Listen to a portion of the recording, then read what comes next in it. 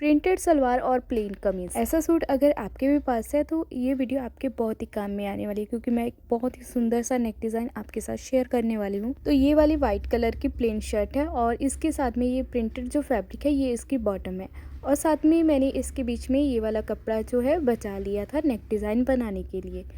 तो सबसे पहले यहाँ पे ये वाला जो फैब्रिक है इसके नीचे फ्यूज़ पेपर या फिर पेस्टिंग पेपर लगाकर इसको रेडी कर लेंगे। तो मैंने कुछ इस तरह से इसको लगा लिया है। नीचे पेस्टिंग पेपर मैंने यूज़ किया है। इसकी जो लेंथ है वो मैं तकरीबन यहाँ पे 13 इंच रखूँगी। अभी मैं सोच रही थी कि थोड़ी सी इसकी लेंथ है वो थोड़ी सी बढ़ा देती हूँ। तो यहाँ पे मैंने थोड़ा इसको फोल्ड ज़्यादा कर लिया। डबल फोल्ड करते हुए सेंटर में मैंने कट कर लिया 2 पार्ट में। अभी जो इसकी लेंथ है वो तकरीबन 14 इंच तक है। इसके साथ की मैंने मैचिंग मल्टी कलर की लेसेस ली है इसमें लगाने के लिए। तो डिज़ाइन के अकॉर्डिंग जो पट्टी मैं यूज़ करने वाली हूँ उसका जो प्रिंट है आप देख सकते हो ये ऊपर की तरफ में जा रहा है। इसको तो मैं अपने अकॉर्डिंग सही करके रख लूँगी। आपका जैसा भी प्रिंट हो, ज़रूरी नहीं है कि आपको इस तरह की पट्टियों वाला ही प्रिंट चाहिए। जैसा भी प्रिंट है आप नॉर्मल इस तरह की एक पट्टी को कट कर लेना। और इसकी लेंथ मैंने आपको बता दी है। पट्टी की चौड़ाई वो 2 या 2.5 इंच आप दोनों तरह से रख सकते हो।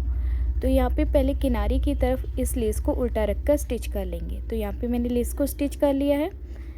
अभी क्या करना है, पीछे वाले पार्ट को फिनिशिंग करने के लिए एक्स्ट्रा पट्टी लेंगे और इसके ऊपर रख देंगे, और जो लेस वाली सिलाई है उसके ऊपर ऊपर सिलाई लगा लेंगे। तो मैं आपको सिलाई लगा कर दिखाती हूँ। ये मैंने सिलाई लगा ली है। अभी क्या करना है, इस पट्टी को फोल्ड करना है, ऐसे रख कर प्रेस कर लेंगे अच्छे से। तो देखिए कितनी प्यारी सी हमारी लेस निकल कर आ चुकी है। आप इसकी जगह पे पाइपिंग का भी यूज़ कर सकते हो। तो दोनों पट्टियों को प्रेस करके सेट कर लेंगे।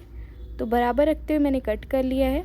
इनको देखिए नेक के साइज़ के अकॉर्डिंग रख कर सेट करना है। चाहो तो आप पेपर ले सकते हो वाइट कलर का। आपको समझाने के लिए जिस नेक के ऊपर जिस पेपर के ऊपर मैं नेक कटिंग करने वाली हूँ उसी पेपर का यूज़ करूँगी। ये पेस्टिंग पेपर मैंने लिया है। इसको मैं डबल फोल्ड कर लूँगी। यहाँ पे डबल फोल्ड करने के बाद नेक की जो चौड़ाई है वो आपको कितनी रखनी है उतना मार्क कर लेना है। जैसे कि मैं गले की चौड़ाई रखने वाली हूँ 7 इंच, डबल फोल्ड है तो इसलिए मैं 3.5 इंच का निशान लगा रही हूँ। दोनों तरफ इसका निशान लगा लेंगे। सेंटर में जब हमने फोल्ड किया था तो इसका मार्क सेंटर का बन चुका था।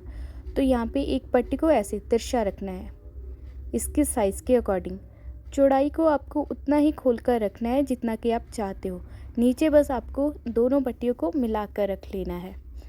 ठीक है, आपको समझ में लग ही गया होगा। गले की जो चौड़ाई है वो तो आपने सेट कर ही ली है। इसके बाद जो गले की डीप लेंथ है वो आपको नाप कर निशान लगा लेना है।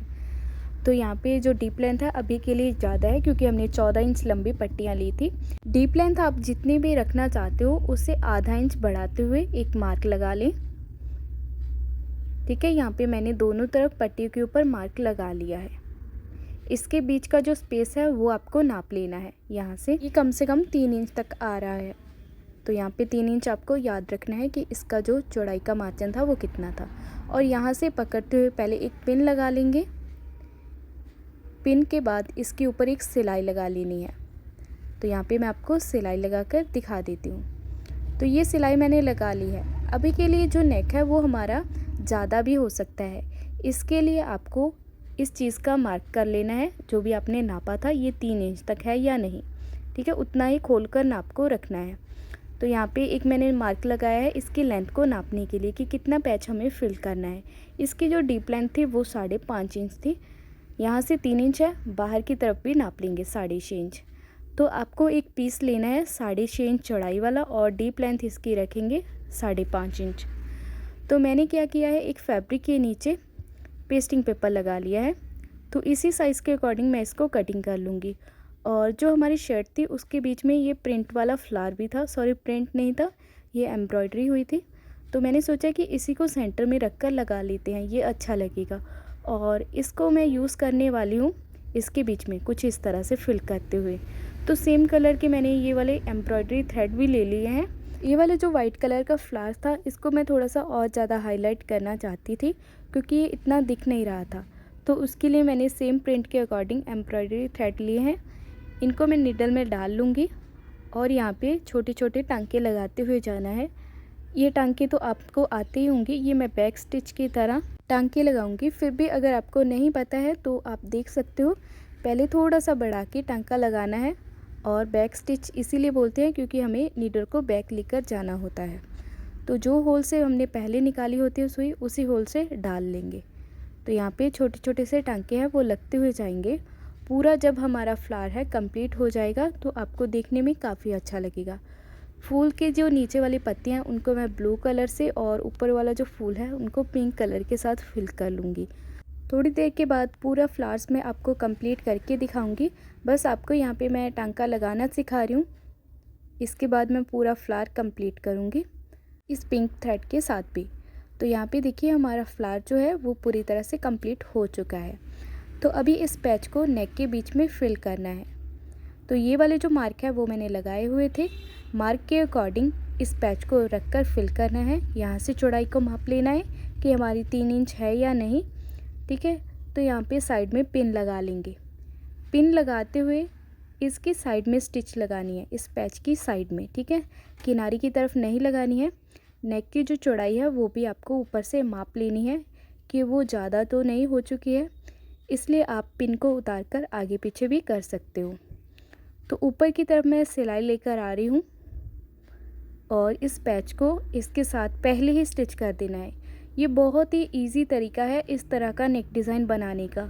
ये डिज़ाइन आपने काफ़ी ट्रेंडिंग में देखा होगा, तो इससे इजी तरीका मैं आपको नहीं बता पाऊँगी क्योंकि ये काफ़ी इजी तरीका अभी के लिए मैं शेयर कर रही हूँ। तो इस तरह का पैच जो है वो आप पहले से ही एक रेडी कर लेना। फिर इसके साइज़ के अकॉर्डिंग एक बड़े नेक को कट करें। बड़े नेक बना लेने के बाद शर्ट में फिर इस पैच को बड़े नेक के बीच में फिल कर दें। बहुत ही आसान तरीका है ये। अभी देखिए ये वाला जो पैच है वो हमारा अलग से एक रेडी हो चुका है। इसकी डीप लेंथ को मार्जिन छोड़ते हुए माप लेंगे। तो ये 12.5 इंच तक आ रही है और चौड़ाई को भी मार्जिन छोड़ते हुए माप लेंगे। ये 8.5 इंच तक आ रही थी। और इसके बाद जो है वो नीचे की चौड़ाई आपको माप लेनी है।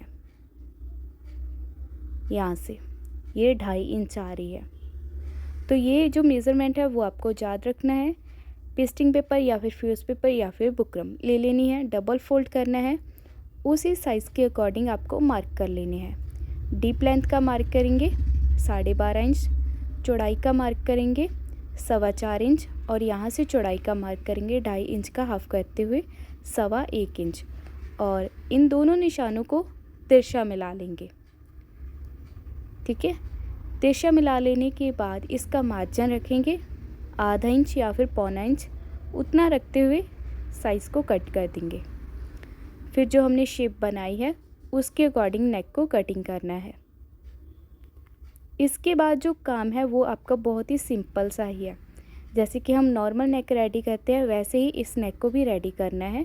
फैब्रिक के ऊपर मैंने रेडी कर लिया था, अभी इसको कुर्ती के ऊपर बना लेंगे। ये भी बन चुका है। ये मैंने आपको इसीलिए नहीं दिखाया है क्योंकि ये तो आपको बहुत ही आराम से आता होगा, काफ़ी बार मैंने आपको सिखा दिया है। बस इस पैच को बराबर रखते हुए इस बड़े वाले नेक के बीच में फिट कर देंगे। साइड में आपको काफ़ी सारे पिन लगा लेने हैं। जब तक ये अच्छे से सेट नहीं हो जाता है इसके ऊपर सिलाई नहीं लगानी है। तो जब ये सेट हो जाए इसके ऊपर किनारी किनारी में सिलाई लगा सकते हो।